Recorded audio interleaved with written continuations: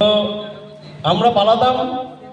তো আমি কিন্তু পালাইনি, কিন্তু ভুল করে রাজকৃষ্ণ স্যার নাম প্রেজেন্ট করেছিলেন, আর আমারটা ভুল করে গোলদাগ পড়ে গেছে। আর স্যার নাম প্রেজেন্ট করতে এসে পরের দিনে ধরে ধরে তাদেরকে শাস্তি দেওয়া হতো। তা আমাকে স্যার যতই ভয় দেখাচ্ছেন, আমি কিন্তু বলেছি আমি যাই নাই। এবং শেষমেশ স্যার বলছে ছেলেটা এত আমি বকছি, এ কিছুতেই স্বীকার করছে না। কিন্তু আমি আমার স্ট্যান্ড পয়েন্ট থেকে এক ফোঁটা সরিনি, যে মার আমাকে যতই দেওয়া হোক আমি কিন্তু একবারের জন্যও বলবো না যে আমি মার না খাওয়ার জন্য বলবো না যে আমি আগের দিনে পালিয়েছিলাম। এখনও নিজের আরও স্যারের একটা কথা বলি, তখন আমরা 11-এ পড়ি। 11 মানে আমাদের এক্সট্রা করে পাখা গজায়।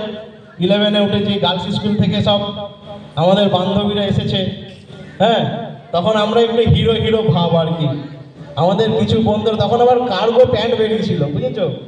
মানে নিচের নীল প্যান্টটা তখন থাকতো না, ওই প্যান্টটা পরে আসা। হ্যাঁ, তো আমাদের কিছু বন্ধু প্রচণ্ড উৎপাত করতো।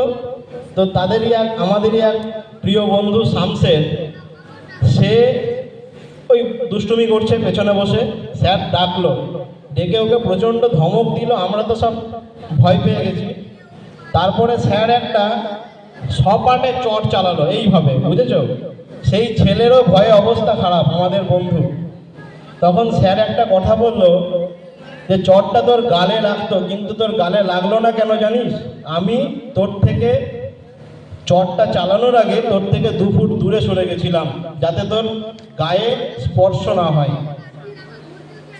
তোরা আমার ছাত্র, তোরা যদি কখনো কোথাও বিপদে পড়িস, তুই যদি ভুলও করিস, সেই মুহূর্তে আমি তোরই সাপোর্ট কাটবো, কারণ তুই আমার ছাত্র। তোকে আলাদা জায়গায় ডেকে নিয়ে আমি তার শাসন করব। ওই কথাটা আজও মনে গেঁথে গেছে, এবং এরকম পরিস্থিতির মধ্যে আমিও পড়েছি আমার ছাত্রকে নিয়ে। তো এরকম খণ্ড খণ্ড অনেক স্মৃতি ভেসে আসে। এবং নিজে শিক্ষকতা করি, মাঝে মাঝে কাজ থেকে আমারও ফাঁকি দিতে ইচ্ছে করে, কিন্তু সেই ফাঁকি দেওয়ার জায়গায় আমি যাদের কাছে পড়েছি, এই স্কুলের শিক্ষক শিক্ষিকা, মনে হয় তারা দাঁড়িয়ে আছেন। আমি ফাঁকি দিতে যেও আমি ফাঁকি দিতে পারি না। শুধুমাত্র আমার পড়া তো এই স্কুলেই, আমি অন্য কোথাও পড়িনি, আমি এখান থেকেই পড়েছি। তাই এই মাস্টারমশাইরাই আমাকে আজও পথ দেখান। আমি আমার সকল গুরুদের উদ্দেশ্যে আমি আমার সশ্রদ্ধ প্রণাম জানাই। এই বলে আমি আমার বক্তব্য শেষ করছি। আপনার বিশ্বাসকে অসংখ্য ধন্যবাদ স্মৃতিচারণার জন্য। এই তো শিক্ষক, এটাই তো পাওনা আমাদের। এরকম ছাত্র তৈরি হবে তোমরা, এই অনুষ্ঠান তোমাদের জন্যই। তোমরা দেখো যে যারা এই বিদ্যালয়ের আঙিনায় কোনো একদিন ছাত্র ছিল, সেই ছাত্র আজকে শিক্ষক হয়েছে। শিক্ষা মানুষের জীবনে যে পরিবর্তন করতে পারে, তার একটা উদাহরণ তোমাদের সামনে দেখবে। মানুষ প্রথমে বিদ্যালয়ে ভর্তি হয়, শিক্ষা অর্জন করে, তারপর শিক্ষিত হয়।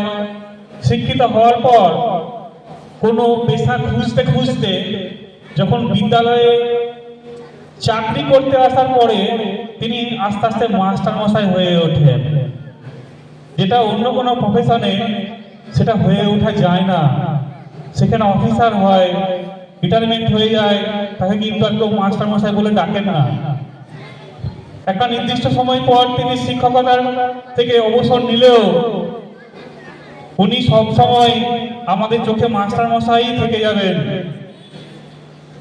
তাহলে শিক্ষা অর্জন করার পর তিনি শিক্ষক হচ্ছেন, এবং শিক্ষক হয়ে তিনি আবার সমাজকে শিক্ষা দিয়ে মানুষ করার কারিগর হতে এসে তিনি কিন্তু শিক্ষক মহাশয়ে পরিণত হয়ে গেছেন। এবং এই যে এত সুন্দর একটা মেলবন্ধন শিক্ষক এবং ছাত্র সম্পর্ক আমরা দেখতে পেলাম, এই ভোলার নয়, আমাদের স্মৃতি হয়ে থাকবে।